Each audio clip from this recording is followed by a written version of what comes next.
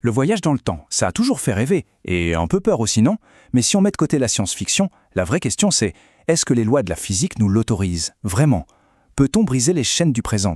Voilà, c'est la question qu'on va explorer ensemble. Elle a l'air toute simple comme ça, mais en réalité, elle nous pousse à remettre en question tout ce qu'on croit savoir sur notre univers. Et soyons clairs, cette fascination pour le temps, elle ne date pas d'hier. On la retrouve partout. Sauf que maintenant, les scientifiques ont pris le relais. Ce n'est plus seulement un rêve de poète, c'est devenu un véritable problème de physique, avec des équations pour le décrire. Bon, pour vraiment piger le truc, il faut faire un petit retour en arrière. Direction le début du XXe siècle. C'est là que tout a basculé, que notre vision du temps a été complètement explosée. Alors d'un côté, on a notre perception de tous les jours, le temps qui passe, tic-tac, seconde après seconde, pareil pour tout le monde. Ça, c'est la vision classique. Mais, de l'autre côté, la physique moderne débarque et nous dit « oubliez tout ça ». Le temps, ce n'est pas juste un fleuve qui coule tranquillement, non, c'est une quatrième dimension, tout aussi réelle que la hauteur ou la largeur, et elle est carrément soudée à l'espace. Et cet ensemble, cet alliage entre l'espace et le temps, c'est ce qu'on appelle l'espace-temps. Pour se faire une image, c'est un peu comme un immense trampoline. Chaque objet lourd, comme une planète ou une étoile, crée un creux dans ce trampoline. Et cette courbure, elle ne fait pas que guider le mouvement des autres objets, elle influence aussi la vitesse à laquelle le temps lui-même s'écoule. C'est fou, non ? Ok, donc si le temps peut s'étirer et se tordre, est-ce qu'on peut s'en servir pour voyager? Bonne question. Et on va commencer par le plus simple, du moins en théorie, le voyage vers le futur. Et pour ça, la clé, c'est un concept qui sonne très science-fiction mais qui est 100% réel, la dilatation du temps. C'est une conséquence directe de la théorie de la relativité d'Einstein. En gros, c'est notre billet d'entrée pour le futur. Alors le principe est juste incroyable. Plus on va vite dans l'espace, plus notre temps personnel ralentit par rapport à quelqu'un qui restait sur Terre. Et attention, ce n'est pas juste une théorie sur un tableau noir, c'est un fait, on le mesure tous les jours. Les horloges des satellites GPS, par exemple, doivent constamment être recalibrées à cause de ça, sinon tout le système serait à la ramasse. Pour faire simple, un astronaute qui partirait 1 an dans un vaisseau hyper rapide pourrait revenir sur Terre et découvrir que 100 ans se sont écoulés. Dingue! Du coup, le verdict est sans appel. Voyager vers le futur, oui, c'est scientifiquement possible. Les lois de la physique nous disent « allez-y ». Le seul hic, et il est de taille, c'est que c'est juste un problème de technologie. Il suffit de construire un vaisseau qui va assez vite. Bon, d'accord pour le futur, mais et le passé alors? Peut-on faire machine arrière? Alors, si le futur est une porte entrouverte, le passé, lui, ressemble plutôt à une forteresse. Et elle est gardée par des problèmes théoriques vraiment, vraiment costauds. En gros, il y a 3 énormes murs qui nous barrent la route.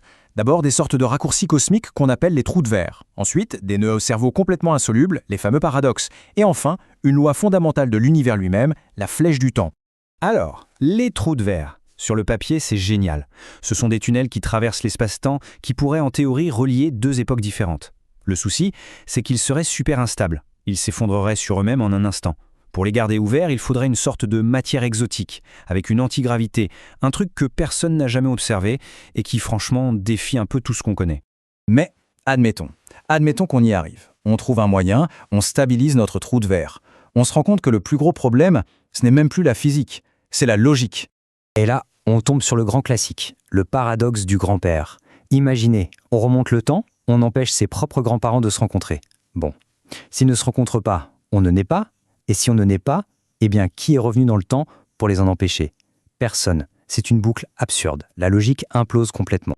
Alors, face à ce casse-tête, certains physiciens ont une porte de sortie, un peu folle, il faut l'avouer, c'est l'idée des univers multiples. L'idée, c'est qu'en changeant son passé, on ne change pas son propre passé. Non. On créerait en fait une nouvelle branche de la réalité, un univers parallèle. On ne serait pas en train de réécrire l'histoire, mais donc commencer une toute nouvelle ailleurs. Et enfin, le dernier obstacle, et pas des moindres, la flèche du temps.